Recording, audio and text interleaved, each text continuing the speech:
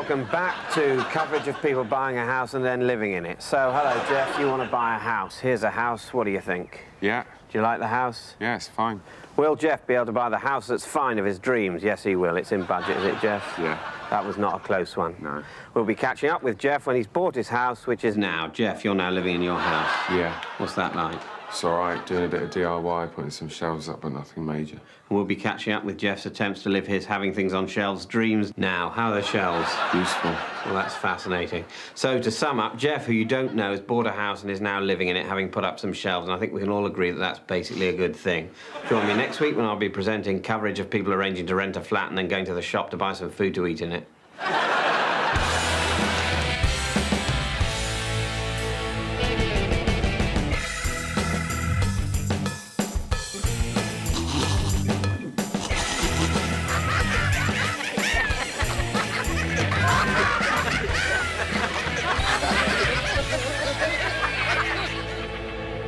I'm afraid, sir, we still have a problem with Detective Harrison. Yes, Mr. Harrison has an irritating talent for disrupting my arrangements. Would you like me to have him removed? Yes, perhaps. Perhaps it would be better if Mr. Harrison were taken out of the picture. Sorry, guys, you're doing it again. What, Alan? Have him removed. Take him out of the picture. I thought we agreed at the meeting that these terms are needlessly ambiguous. I suppose. We all agreed that from now on, when we want someone murdered, i.e. deliberately killed to death, then that's what we're going to say. Look, everyone knows what we mean. Well, on this occasion, perhaps. I mean, that was an order to murder Detective Harrison, right? He has become a nuisance. Right, but a nuisance we should murder. Is that it? I mean, my nephew's a nuisance, but... You see what I mean? Yes. Yeah, all right. Well, can you say it then, please? OK. Please deal with the Harrison situation. You see, that's no good. Oh, that was perfectly clear. Oh, what are you talking about, Keith? This is going to be Let's Hope Professor Ritson Meets with a Little Accident all over again. We spent 9 months hoping that Professor Ritson would meet with an accident before Leslie made it clear it was an accident we were supposed to make happen. All right, you've made your point. You two get on with your work now. Oh, murdering? Yes. Oh, and Alan. Perhaps I'll see you later for a little light refreshment? Do you mean anal sex? Yes. All right, then.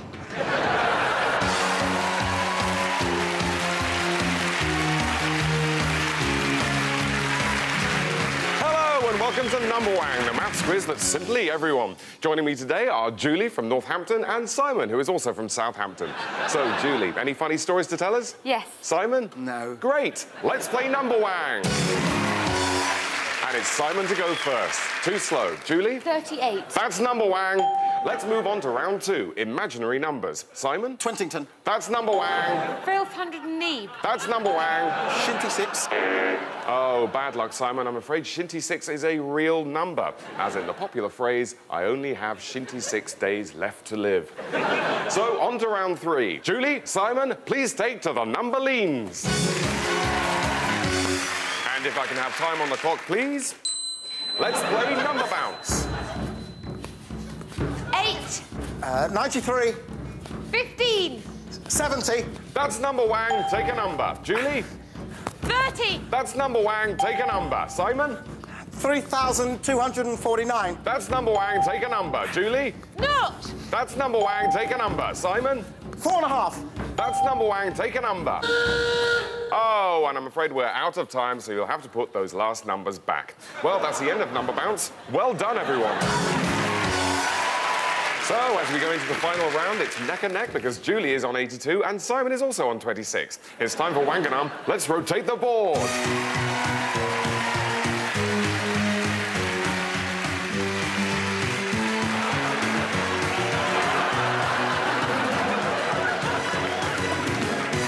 Julie, Simon, welcome back. Let's play Wanganum. Julie, you go last. Simon? 44.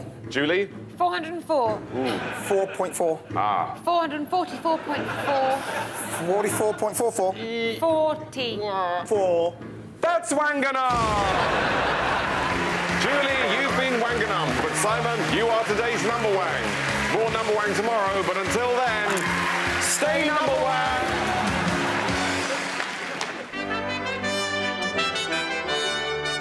Well, they were two of the greatest actors of their generation, there's no doubt about it. But with that goes a certain amount of ego. Yes? So the only way we could get them to do Holmes and Watson in the West End was if they alternated who played Holmes, night by night. One night Alec would play Holmes. So you see, Watson, the advantage of my unique powers of observation. And the next night it would be Michael's turn. So you see, Watson, the advantage of my unique powers of observation. And I suppose there was a certain amount of one-upmanship. So you see, Watson, the advantage of my unique powers of observation. I think that really added something. Well, I don't know how much the audience picked up. So you see, Watson, the advantage of my unique powers of observation.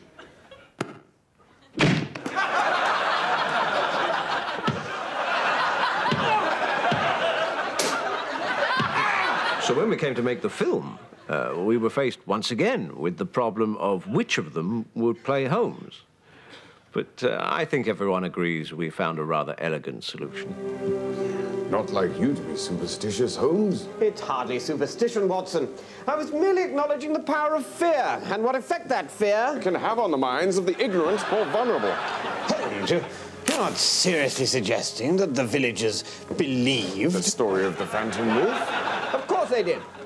Oblige me, if you will, old fellow, by fetching Madison's Witchcraft Almanac from the library, and I'll show you just how powerful a grip some Of these old myths can have on people. Middle shelf, isn't it? Yes, just above the encyclopedias. Ah, yes, I've got it. Shall I bring it through? No, stay where you are. I'll join you. And of course, they both felt very strongly that it was important to keep all of that wonderful energy that the stage production had had. That's not the Witchcraft Almanac, Watson, you clot.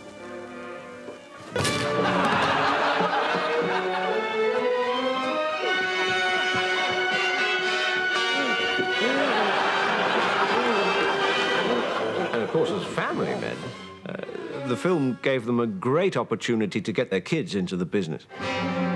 We can't think on empty stomachs, Watson. Let's see what Mrs. Hudson has laid out for us. What have you got for us, Mrs. Hudson? Crumpets! OK, 10 minutes for lighting. David? Yeah? Is it possible? What? No, that's all right. Well, what's the question? It's just something in this, but you're just going to be all horrible. No, I'm not. What is it? It's just, in here, it looks like... I mean, basically, can people levitate? Can people levitate? Oh, I knew I shouldn't have asked. Can people levitate? Don't just... I mean, it's no, isn't it? Yes, it is now. Don't be like that. What? I haven't said anything. Don't have a go at me. You're the moron who thinks people might be able to levitate. It was very convincing. Can you levitate? I knew you'd be... I'm just trying to get to the root of why you felt the need to ask such a humiliating question. Because I have the intellectual confidence to appear stupid sometimes. You're the thick bastard who has to pretend he knows everything. Well, certainly I'm sufficiently insecure to have felt the need to establish to my own satisfaction before the age of 33 whether or not humans can fly. That makes me a chippy little autodidact in your eyes, and so be it. I'm just not going to ask you anything ever again.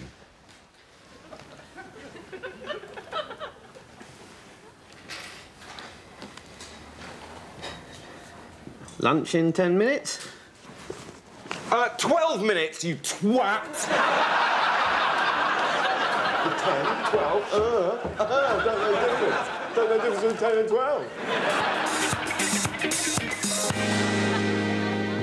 Hello and welcome to another edition of coverage of people who are ill in hospital receiving treatment. Dave, you're ill. That's right, I've got gallstones. They've been taken out. Indeed. Are you nervous, but everyone's been wonderful? No, a nurse fingered me. Gillian. Thanks, Edward. I'm here with Chris, who's got a broken arm. That's right. How did you break your arm, Chris? Just broke. That's an interesting story, and they're going to put it in plaster, are they? That is the plan, yeah. We'll be there to film them doing that and put it on the telly. In a minute, I'll be talking to a doctor you don't know who's tired. Edward.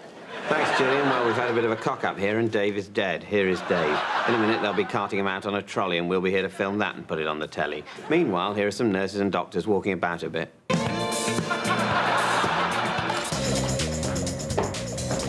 So, how's it going, Pete? Yeah, pretty good. I think you're going to be pleased. Yeah, paper came through from Singapore. Jono's been tinkering with a laser printer. Colin, my top guy in New Jersey, he's looked after the watermarks. Yeah, I think it's looking pretty tasty. Well, I'll be the judge of that, mate. Come on, let's have a look. Here you go.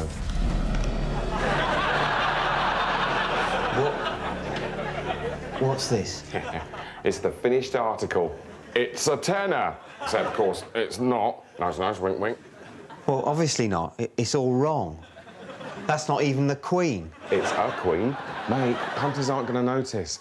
Queen Beatrix of the Netherlands, the Queen. There's details. Don't get hung up on the details. Don't sweat the small stuff. That is a tenner. That's what the man on the street's going to see. £10. Puns. It says puns. It's not. It's your mind. It's playing tricks on you. You're on a negative vibe. It's the wrong colour. Oh, right, compare it to another tenner. Right, that's fair, I don't think. Of course it's going to come off badly compared to a real tenner, Huey, but in the real world, who sits at home and goes, oh, I think I'll get out all of my £10 notes and compare their colour? Doesn't happen, never going to happen. We're fine, mate, we're cushy. It's the wrong size. Things look more real when they're bigger. That's on purpose, it's a trick of the trade. It's shit, all right? It's total shit. Look, OK, quick, which is the real one? That one. No! See? No, you're wrong. Because, all right, that is the real one, but you had to think about it, didn't you? No. You had to look, though. Admit it. I saw you looking. Yeah, well, obviously I had to look. Look, I'll see you later, all right? OK, look, forget the notes. What about this? Look me in the eye and tell me you didn't think that was Van Gogh's sunflowers. I'm going. All right, you don't like the picture, you don't like the notes. I can understand that. I mean, who uses notes anymore? Plastic. That's what everyone uses these days, isn't it? So, what about this? Not bad. Not at all bad. Exactly. It's floppy. Yeah, folds away like a dream. It smells of cheese. It tastes of cheese. Of course it does. It's an improvement on the real one. Real credit cards taste like shit.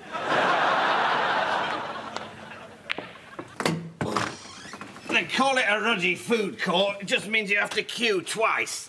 You've only missed the first 3 frames. Oh, and that's a bad miss. And a chance now for Chris Lester as he strides towards the table. One of the taller players, as tall as he is toned. And I think it's all right to say that in this day and age. I agree, Peter. I don't think there's anything wrong with mentioning in passing that Chris Lester is very easy on the eye. At the end of the day, it's good for the game for a gifted young player such as Chris. A gifted, young, tall, blonde player such as Chris. He is all those things. And I don't think it's going too far in these days of PC for me to call another man sexy. And Chris Lester is that man. He is a friend of mine. He is a sexy young friend of mine. He is my sexy young friend.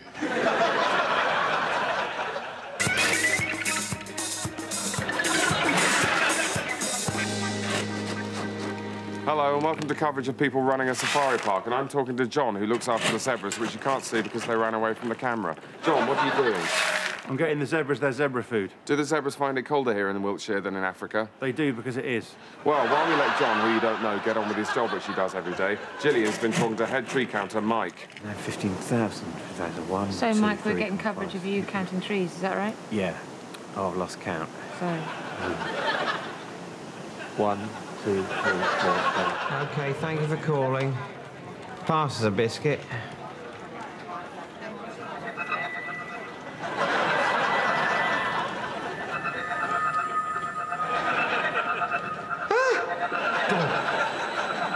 forget you saw that, OK? That didn't happen. Look, I have some telekinetic powers, OK? But it's really nothing. Nothing? You can move objects with your mind. Shh! No one can ever know. Also, it's very limited. I can really only do it with biscuits. Even so, it's a gift. You should share it with the world. No. I have vowed never to use my powers. Why not? Because when I do, things happen. Dark, terrible things. At first, I thought it was harmless. I suppose I was so high on the thrill I didn't realise, but even then, my powers were consuming me like I was the last segment of a high-quality shortbread fan.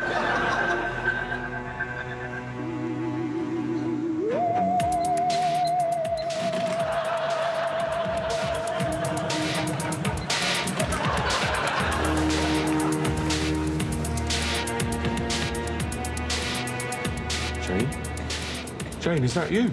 Rod? Gosh, what a surprise. Why didn't you call me? It was complicated. Your mother told me you died. No, I didn't want to hurt you, and you were so persistent. Still, water under the bridge, eh? All my rage and fear welled up inside me and expressed itself in biscuit form. Are you all right, mate?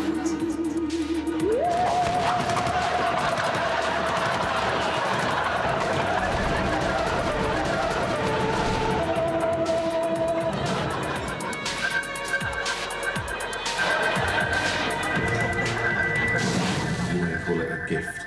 But it's a curse, my friend. Tragedy has stalked me at every turn. That's why you can never tell. No, you were just a kid then. You're older now and wiser. You're manager of this sub-team, for God's sake. Think of the good you could do with one of these now. Not with that one, actually.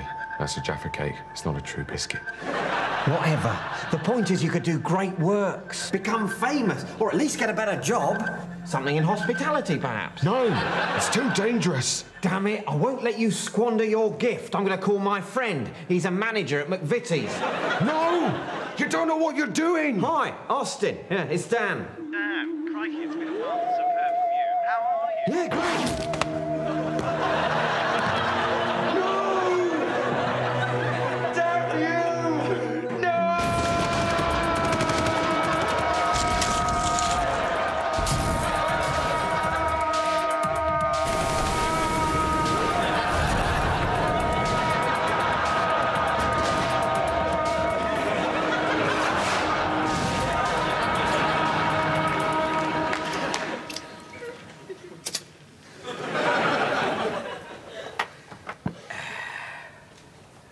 Oh, and that's a bad miss. And just look at the disappointment on Chris Lester's pretty little face. That is a shame. He is devastated. And I can never make up my mind whether or not he looks more stunning in moments of adversity such as these, as he does in moments of elation and joy. Well, Ted, for the fullest answer to that question, you'd have to ask his lovely girlfriend, Jackie. But I know what you mean. There is a quality to his fragile isolation that puts you in mind of Winona Ryder in Court. Which is about as sexy as it gets. But for my money, it's when he walks into the Crucible bar after a big win or a few snatched moments with Jackie, and the light from the fruit machine dances through his hair, and he smiles, and he turns that smile onto you. It's like basking in the light of twin suns.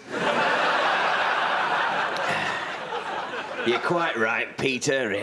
It makes me thankful my op went okay.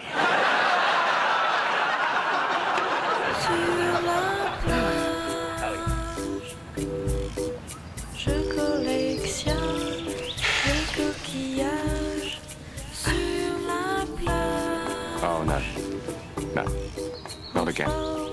No way. No, you're not going to get me this time. No, sorry. No, sorry, mate.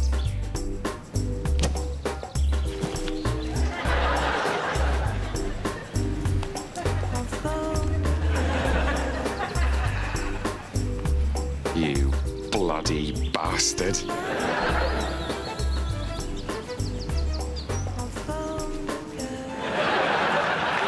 So, of course, the thing about having kids is that you get to watch all those cartoons you used to love again. Yeah, but aren't they disappointing, though? I watched Postman Pat with Jake the other day, and I couldn't believe how bad it was. I'll tell you the worst one, though. It's Captain Bloody Pugwash. Oh, no, not really. No, it is. It's dire. When its mouth moves, it just goes bub, bub, bub, bub.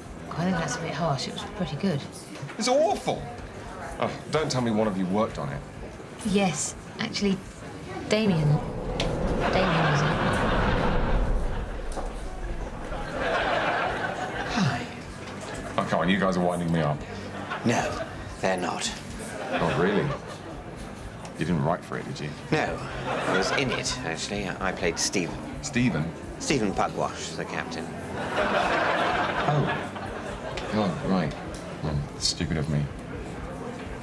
It's just I didn't recognize you without your, I don't go around all day dressed as a pirate. Of course not. Look, what I said about your mouth... No, really, forget about it. I mean, as it happens, I actually have a condition which paralyzes my upper lip. That's why I wear this moustache, but you weren't to know. And, what are you doing these days? Oh, this and that. You might have seen me in the Kenko campaign. Oh, the one with the... Pirates. Yes, I do rather suffer from typecasting. Now I think about it, there was a lot to like about Captain Pugwash. I mean, it had a real charm to it, and the performances were great. Well, thank you.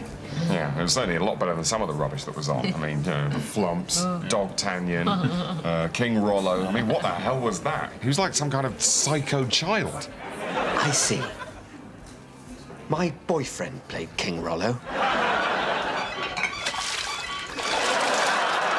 Come on, Adrian. We're leaving. I tell you what's just caught my eye in the headlines, Rob. Oh, shut up, David. I was just going to say... I don't want to hear it. I don't want to hear your jokes about the news when I'm trying to sit here and having a nice rest. No, it's just that my eye was caught. Get on a panel show. You've got a big boil of topical satire and he's lancing. No, I'm just interested in world affairs and at the same time, very, very witty.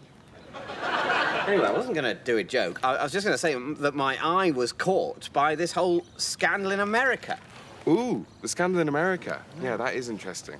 Yeah, that must be the biggest scandal since Watergate. Since what? Well, I think the American government hasn't been this screwed since, well, I think you have to go all the way back to Watergate. Watergate? Isn't it just Watergate? No, that would mean it was just about water. No, it was a scandal, or gate, add the suffix gate, that's what you do with a scandal, involving the Watergate Hotel, so it was called the Watergate Scandal, or Watergate Gate. But doesn't the term gate, meaning a scandal, come from Watergate? What, take the last 4 letters of a previous scandal or hotel and add it onto all future scandals? That can't be the system. I think it is. Well, what if there's a scandal about water? What do you call that? Well, you'd call it Watergate. What do you mean? Aquagate? It's not great, is it? Oh, it's lovely, thank you. And this is from me and Ben. Merry Christmas. Oh, is this what I think it is? Could be. It is! It's some heroin! Hooray! You know how much you like heroin, so... Too right. Because we were saying, can we get him heroin? We got him heroin last year, but then Susie said, sod it, let's just get him heroin, he won't mind. Well, you can never have too much heroin, that's what I say. It's Christmas, isn't it? This is from us. Ooh, I wonder what this is. Hope you like it. Yeah, we both know how much you like heroin, so we thought... Oh, it's a book of heroin anecdotes. Right. We thought a bit more interesting, you know, than just giving you heroin again. Yeah? Yeah. But we got you some heroin to have while you're reading it. Oh, you silly sods. And this is from me.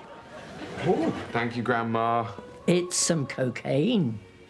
Oh, yeah? That is the one you wanted, isn't it? Yeah. The man said that would be the one you wanted. I tried to describe it, and I did the face that you do when you've had some, you know. And he said that would be the one. Right. I'll take it back for you, love, and change it for some heroin.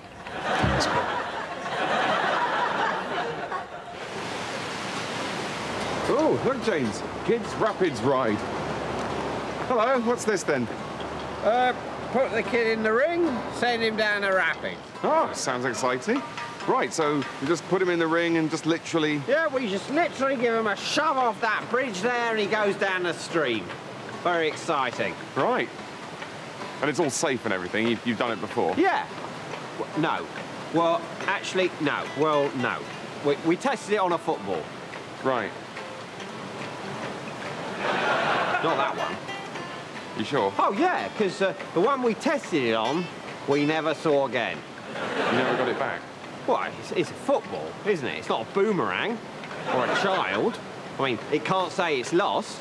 Sorry, this is all fine, isn't it? Oh, yeah, it's all fine. It's all fine, of course it is. I mean, I won't stay in business very long if it is. I mean, I wouldn't have stayed in business very long if it wasn't. I mean, you got a safety certificate and everything. Listen, mate, you can make so-called certificates prove whatever you want. OK, but have you got one? Yeah, that's what I'm saying. You can make certificates prove whatever you want. Look. Royal Academy of Safe Rapid Rides certifies that Barry Crisp definitely knows what he's doing. Yeah, well, that all seems in order. Right, do you fancy ride then, James? Let's take that as a yes. OK, let's get that ring on. OK. That's a £5. And extra £2 higher of an oar. Oh, really? Will you need one? Well, I'd have thought so. Right. I mean, I'd want one, wouldn't you? OK. And £3 deposit on the ring. Why? Why? In case I don't get the ring back. Is that likely? Yeah. This way. Oh, and that's a bad miss. Chris Lester approaches the table now. His trademark headband, Ted, is that purely practical, or is it also for the purposes of fashion? Well, he assures us, Peter, it's purely practical. It's to keep his plentiful locks out of his forget-me-not blue eyes. But it does look terrific. Yes, well, we've all got them now.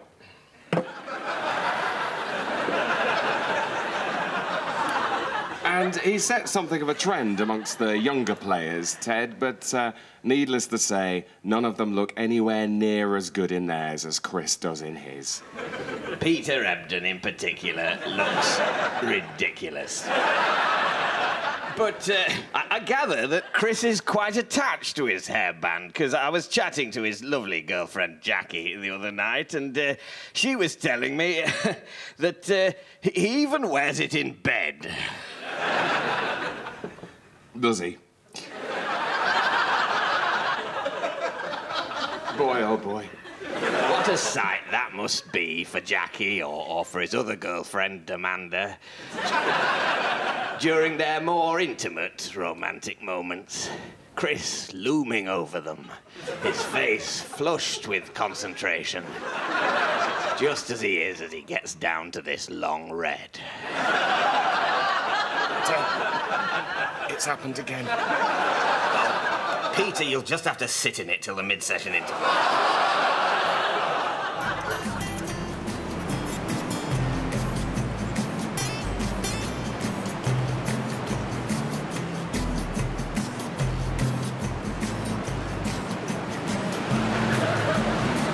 OK, ready? Off you go.